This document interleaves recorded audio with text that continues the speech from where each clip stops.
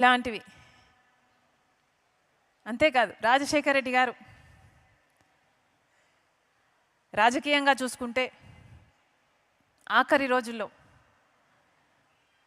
Congress party అధికారంలో ఉండాలి, Congress party అయితేనే ఈ దేశానికి మంచిది అని పూర్తిగా విశ్వసించి పనిచేసినవాడు. కాంగ్రెస్ పార్టీలో ఉన్న నిబంధత అయితే ఏమి, కాంగ్రెస్ పార్టీలో అయితే ఉన్న వర్కింగ్ సిస్టమ్ అయితేనేమి, ఆ వర్కింగ్ సిస్టంలో వచ్చే హ్యూమిలిటీ అయితే ఏమి, ఆ హంబుల్నెస్ అయితేనేమి, ఇవన్నీ కాంగ్రెస్ పార్టీతోనే సాధ్యం. కాంగ్రెస్ పార్టీ అయితేనే ఇందిరమ్మ దగ్గర నుంచి రాజీవ్ గాంధీ దగ్గర నుంచి ఎన్నో అద్భుతమైన పేదల కోసం, సంక్షేమం కోసం, అభివృద్ధి కోసం ఆలోచన చేసి దేశాన్ని పైకి తేగలదు అని పూర్తిగా విశ్వసించిన వ్యక్తి రాజశేఖర రెడ్డి గారు.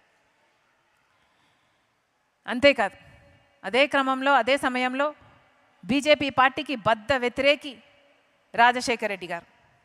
ఎందుకంటే బీజేపీ పార్టీ సెంటిమెంట్ను అడ్డు పెట్టుకుని రాజకీయాలు చేసే పార్టీ, బీజేపీ పార్టీ మతాన్ని అడ్డు పెట్టుకొని రాజకీయాలు చేసే పార్టీ. ఒక హిజాబ్ అయినా, ఒక పుల్వామా అయినా, గోధ్రా అయినా, మణిపూర్ అయినా, రామ్ మందిర్ అయినా, ఏదైనా ఇదే బీజేపీకి తెలిసిన రాజకీయం.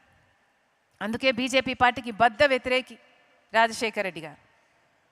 ఈరోజు మళ్ళీ చెప్తున్నాం, రాజశేఖర రెడ్డి గారి వారసులు అని చెప్పుకుంటున్న వాళ్ళు, వారి ఆశయాలను నిలబెడుతున్నామని చెప్పుకుంటున్న వాళ్ళందరికీ అలాంటి బీజేపీ పార్టీతో మీరు తెర వెనుకల పొత్తులు పెట్టుకున్నారు. మీరు ఎలా అవుతారు?